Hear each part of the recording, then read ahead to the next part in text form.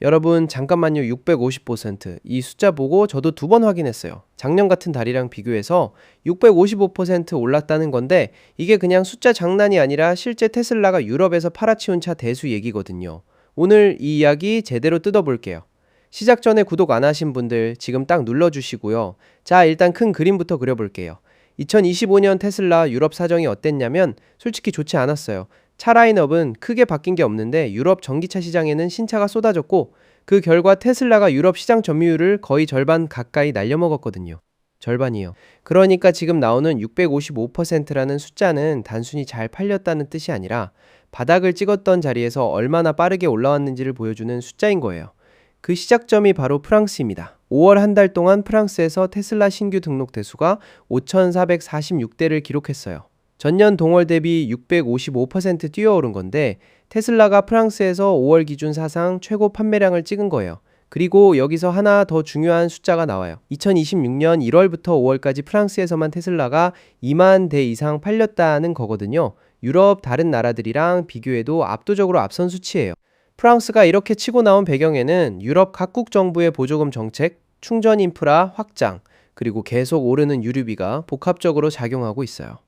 기름값이 비싸지면 비쌀수록 소비자들이 전기차로 눈을 돌리는 건 어쩌면 당연한 흐름이잖아요. 덴마크로 넘어가면 분위기가 더 재밌어요. 테슬라 등록 대수가 1750대로 전년 대비 136% 올랐는데 숫자보다 더 눈에 띄는 건 모델 Y가 5월 한 달 동안 덴마크 전체 차량 판매 1위를 차지했다는 거예요. 브랜드 구분 없이요. 그리고 모델 3는 5위에 올랐어요.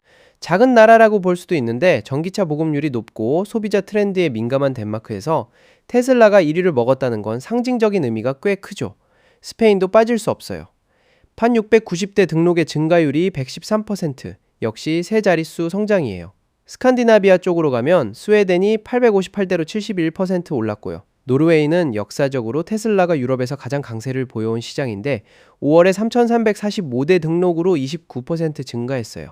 노르웨이는 이미 전기차 비율이 워낙 높아서 기저 자체가 높다 보니 증가율이 다른 나라들보다 낮게 나오는 거지 절대적인 판매량은 여전히 탄탄해요. 딱 한 나라가 분위기를 거스르고 있는데 이탈리아예요. 5월 기준으로 전년 동월 대비 소폭 하락했어요. 그런데 흥미로운 건 2026년 누적으로 보면 이탈리아도 전년 대비 플러스를 유지하고 있다는 거거든요. 5월만 살짝 주춤했을 뿐 전체 흐름이 꺾인 건 아니에요. 이번 숫자들을 해석할 때 한 가지 짚고 넘어가야 할 게 있어요.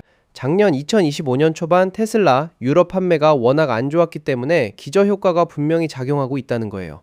뉴스에서도 이 부분을 명확하게 언급하고 있고요. 그러니까 655%라는 숫자를 있는 그대로 받아들이기보다는 낮은 기준점에서 시작했지만 실제 소비자 수요가 함께 살아났다는 두 가지 맥락을 같이 봐야 해요. 그리고 이런 판매 반등을 뒷받침하는 인프라 얘기도 나왔어요. 테슬라 유럽 생산 거점인 독일기가 베를린이 5월에 75만 번째 차량을 생산했어요. 단순한 기념일 같지만 이 공장이 앞으로 생산량을 20%더 늘릴 계획이라는 게 핵심이에요.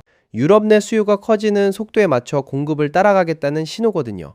유럽 현지 생산이 탄탄해지면 물류 비용이나 납기 문제에서도 유리해지니까 판매 모멘텀을 유지하는데 실질적인 도움이 되죠. 여기에 테슬라 FSD, 즉 완전 자율주행 감독 모드 얘기까지 나왔어요. 유럽에서 이 기능 사용이 승인된 나라가 이제 세 곳이 됐는데 가장 최근에 허가를 받은 곳이 에스토니아예요. 유럽은 자율주행 관련 규제가 미국보다 훨씬 보수적인 편인데 나라들이 하나씩 문을 열기 시작했다는 건 테슬라 입장에서 소프트웨어 경쟁력을 유럽 시장에서도 본격적으로 풀 수 있는 발판이 생기고 있다는 뜻이에요.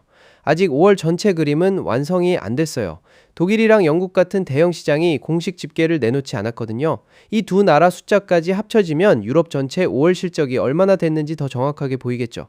지금 나온 숫자들만 봐도 흐름이 확실하게 바뀌고 있다는 건 분명하고요. 아이러브9에서 이 얘기 꺼낸 이유가 뭐냐면 1년 전만 해도 테슬라가 유럽에서 이렇게 빠르게 치고 올라올 거라고 예상한 사람이 많지 않았거든요.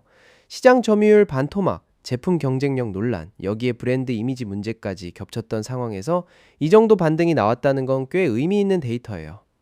여름 시즌 들어서도 이 흐름이 이어질지 독일이랑 영국에서 어떤 숫자가 나올지 베를린의 증산이 실제로 납기와 가격에 어떤 영향을 줄지 계속 지켜볼 만한 포인트가 많아요. 다음에 관련 내용 업데이트 되면 또 바로 가져올게요. 영상이 도움됐다면 좋아요랑 알림 설정도 부탁드려요.